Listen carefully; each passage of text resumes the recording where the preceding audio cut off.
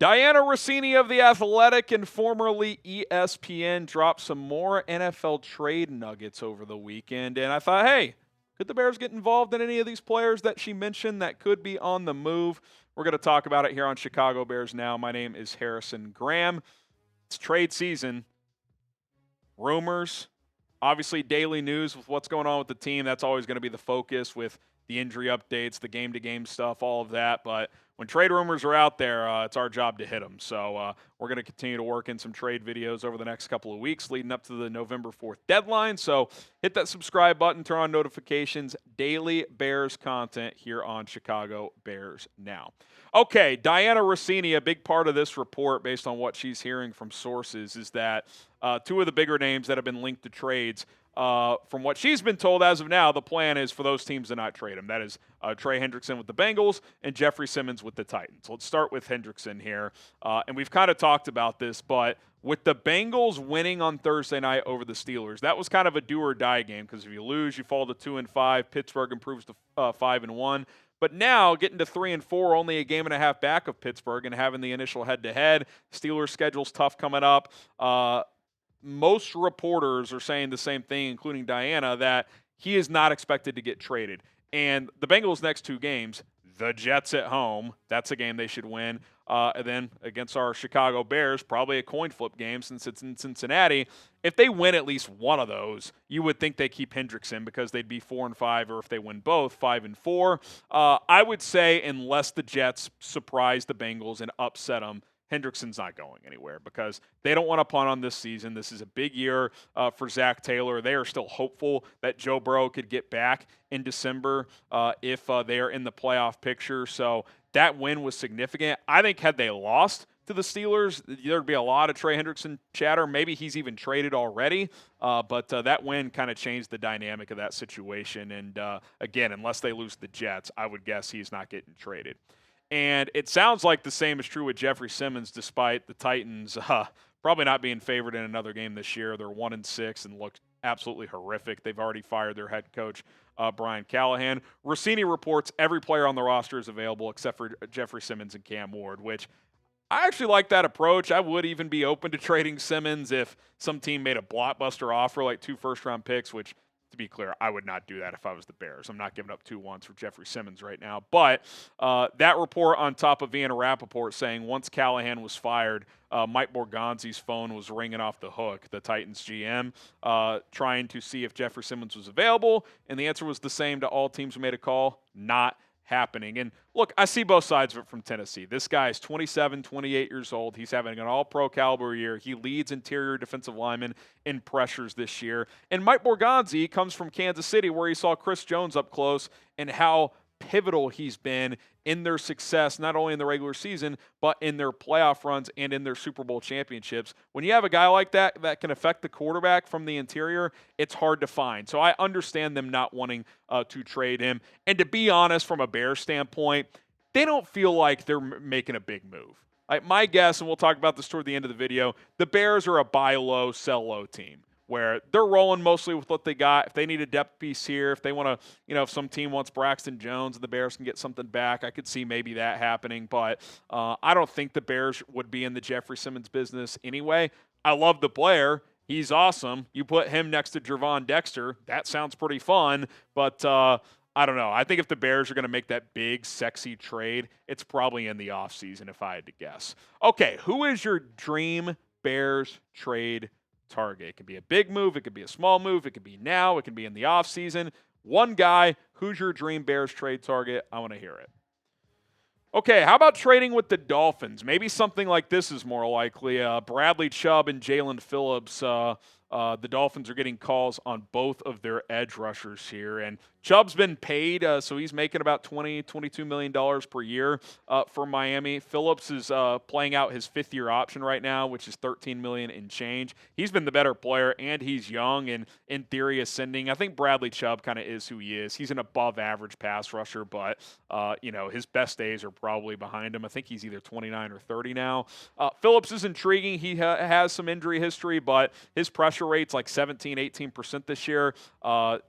Don't ignore the sacks, but he's been the more consistent pass rusher for Miami this season. And again, he's cheaper on that fifth-year option, and he is, in theory, ascending. Now, with him being a free agent after this year, this would probably be a move with an extension in mind. So do you want to go that route? I think it's fair to question that, too, if you are Ryan Poles. What I will say is the Bears have not gotten a lot of sack production from their defensive line. Gervon Dexter has 2.5 sacks. Montez Sweat has 2. He's played better the last 2 weeks, so hopefully that continues. I actually like what I've seen from Dominique Robinson as like a edge 4 type.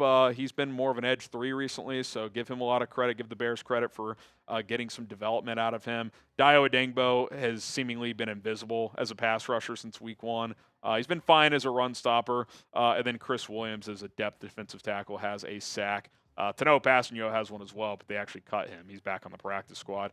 Jaelan Phillips for a 4th, you could talk me into that, but again, are you approaching that as a rental? Are you extending him? If you are extending him, does that mean you're pivoting off Montez Sweat in the offseason?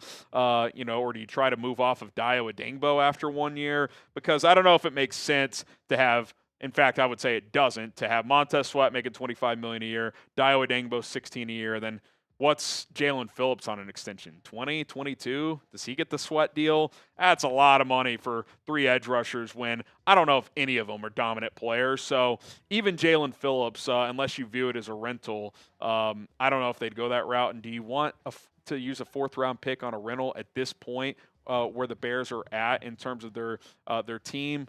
Feels a little rich. That's why I think like a lesser move for a pick swap or a 6th or a 7th, someone who can come in, rush the passer 15 snaps a game. That feels more likely than a guy like Jaelan Phillips or Bradley Chubb. All right, today's show is sponsored by Brunt. The best working boots in the game can be found at bruntworkwear.com. Check it out today. Choosing work boots used to mean sacrificing comfort or durability. If they felt good, they didn't last. And if they lasted, they wrecked your feet. But Brunt thought that was BS. So they built tough boots that feel great from day one. As a homeowner, there's always projects around the house to work on, and Brunt's boots are no doubt the most comfortable boots I have ever worn. They felt comfortable right out of the box, by the way. Sometimes I buy sneakers. That's not the case. So work boots, whew. Gotta love that. They're not just comfortable, they're built to perform. Whether you need waterproof, safety toe, soft toe, pull on, or lace up, they've got options that can handle whatever job site you're walking into. Before I found Brunt, can't tell you how many different working boots I went through. I was always left with either foot pain or blisters, or they just didn't last as long as I needed them to. Brunt does. They provide both comfort and durability. Right now, for a limited time, get $10 off at Brunt when you use code CHAT at checkout. That's bruntworkwear.com. Use code CHAT. You're good to go. Brunt was tired of the workwear brands out there cutting corners. You work too hard to be stuck in uncomfortable boots that don't hold up. So they built something better. Boots that are insanely comfortable and built for any job site. So for a limited time, once again, $10 off for our listeners at Brunt when you use code CHAT, C-H-A-T, at checkout. Just head to bruntworkwear.com. Use our code CHAT. You're good to go. After you order, they'll ask where you heard about Brunt. Do us a favor. Tell them we sent you. Bears Now by Chat Sports. Brunt. That link is in the comments and description. Use code CHAT for $10 off. All right, could the Bears trade with the Jets? We just talked about the Dolphins being a potential seller.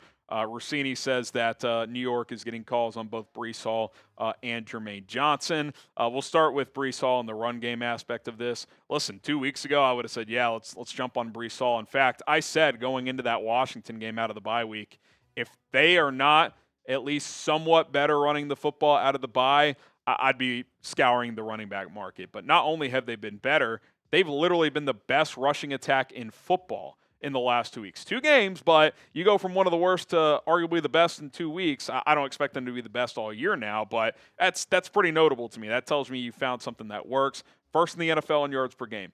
First in the NFL on percentage of carries that go 5 or more yards, almost 55%. First in the NFL on 10-plus yard runs percentage, 26.4%. Over a quarter of your runs going for 10-plus yards. Second in the NFL on percentage of carries, almost 36%, that either result in a first down or a touchdown.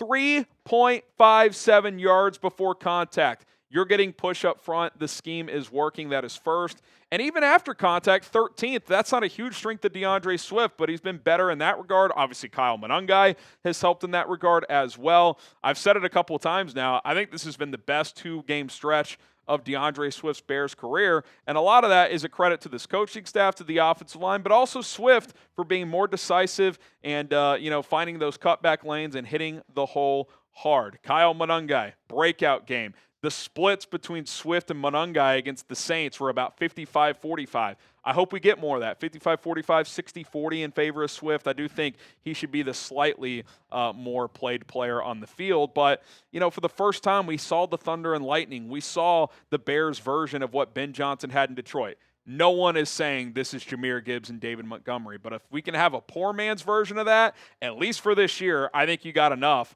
to get through this season. I'm passing on Breece Hall right now, not because I don't think he's a good player, but I'm not using a draft pick on a running back who has an expiring contract when I've seen the production I have the last 2 weeks. Now, if it reverts back, if the next 2 games are ugly, or if you suffer an injury, okay, we can have a discussion before November 4th, but right now, I'm not trading for a running back, so I'm passing on Breece Hall. What about Jermaine Johnson?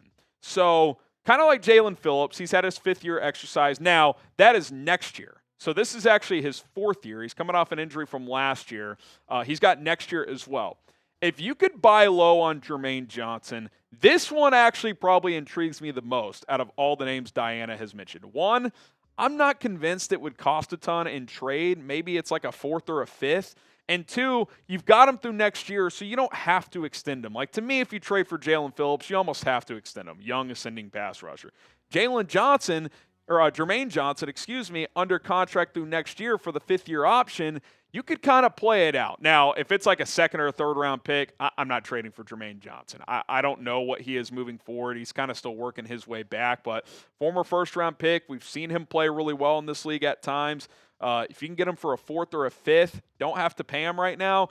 I'm a little more interested in that because he could be a long-term piece, but it doesn't have to be. And you don't have to break an arm and a leg. 5th-round pick for a year and a half of team control, I mean, that's not too bad. So that would be more of an interest to me if they're going to go down this route of a guy who's young and ascending versus a rental option for cheap.